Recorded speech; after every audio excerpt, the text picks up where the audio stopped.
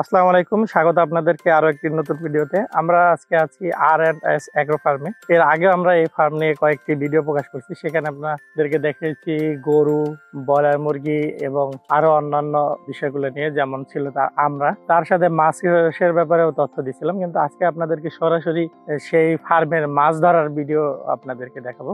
এখন মাছ ধরা চলছে এবং মাছ কি পরিমাণে পাওয়া যায়, কি রকম দাম, এই সম্পর্কে বিস্তারিত তথ্য আজকের ভিডিওতে তুলে ধরার চেষ্টা করবো। তো আমাদের সাথেই থাকুন।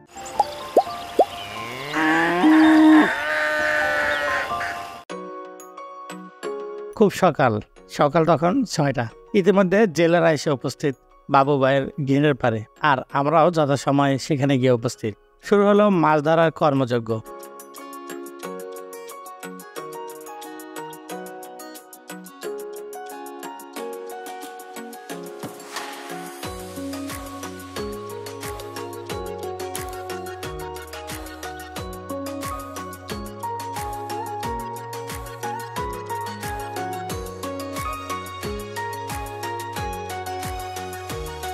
জেলেরা দুপাশ থেকে জাল টানছে, আর মাঝখানে বেশ কিছু মাছ আটকা পড়ে ছটফট করছে। কিছু বড় মাছ জালের উপর থেকে লাফ দিয়ে পালিয়ে যাওয়ার চেষ্টা করছে।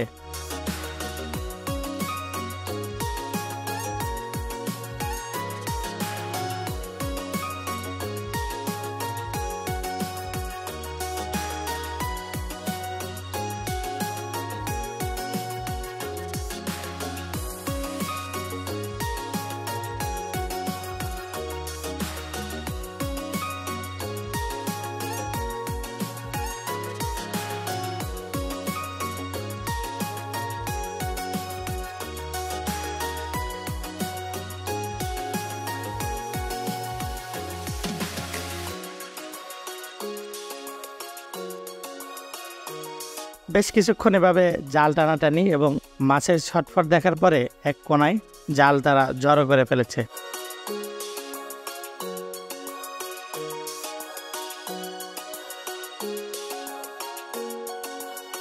দুপুর থেকে সমস্ত বড় গেটটি পরিপূর্ণভাবে টান দিতে তাদের প্রায় 30 মিনিটের মতো সময় লাগলো। জালগুলো সব একত্রিত করার পরেই দেখা গেল আসল দৃশ্য। হাজার হাজার মাছ জালের ভিতরে ছটফট ও কিলবিল করছে অনেকটাই।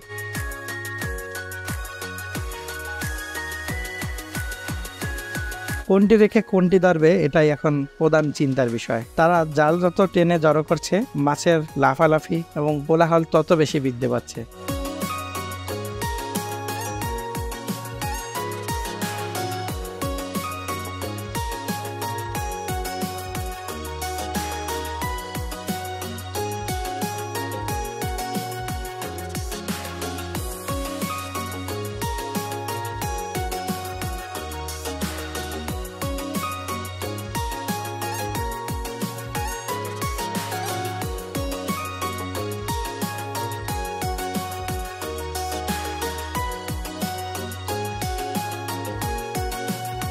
এবার পালা মাছ বাছাইয়ের। এই সব মাছ তো আর ধরে নিতে পারবে না, এদের ভিতর থেকে বড় বড় গুলো তাদের চাহিদা মতো ধরবে এবং বাকিগুলো ছেড়ে দেবে। তবে এই গিরের মূল আকর্ষণ পাঙ্গাস মাছ।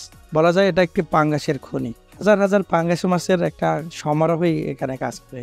যাই হোক, তারা জালের ভিতরে 2-3টি পার্ট করে মাছকে তার সাইজ অনুসারে সাজাতে লাগলো, আর যে ছোট মাছগুলো আছে তাদেরকে জালের এক প্রান্ত থেকে বার করে দিতে লাগলো। এভাবে চললো আরো ঘন্টাখানেক। আর জালেতে শুধু এসব চাষি মাছই ধরা পড়েছে তা নয়, এদের সাথেও ছিল বিভিন্ন দেশি মাছও, যেমন অসংখ্য পুঁটি ও মলা মাছের এখানে সমাহার দেখা যাচ্ছিল।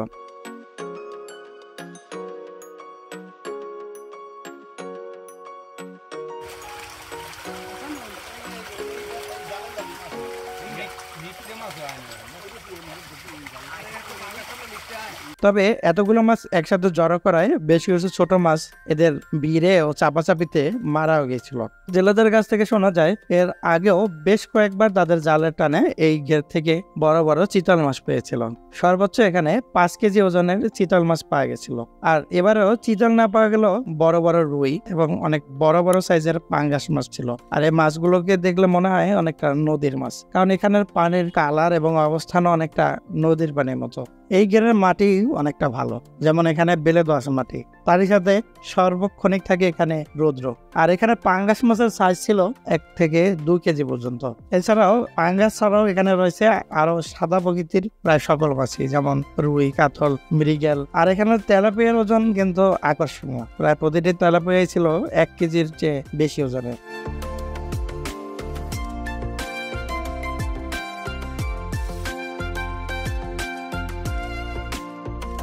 মাছ ধরা শেষে এবার তারা শুরু করলো মাছের ওজন দেওয়া। এখানে তারা পাঙ্গাস মাছের মন প্রতি তারা দাম দিয়েছিল 6,500 টাকা। আর অন্যান্য যে সাদা মাছ যেমন রুই, কাতল, সাইরেস পুঁটি, তেলাপিয়া, এদের মূল্য দিয়েছিল 10,000 টাকা।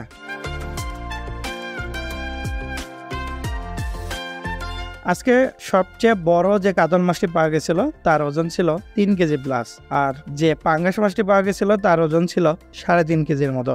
এছাড়াও সবগুলো মাছের মাঝে একটি চোখে পড়ার মতো মাছ ছিল, একটি রঙিন মাছ।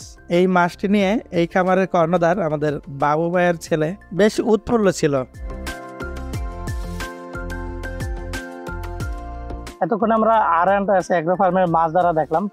মাছ ধরা যে এত বিস্ময়কর হতে পারে আর এত পরিমাণ মাছ হতে পারে একটা ঘেরের ভিতরে, সেটা এখানে না আসলে বাস্তব চোখে দেখা যেত না।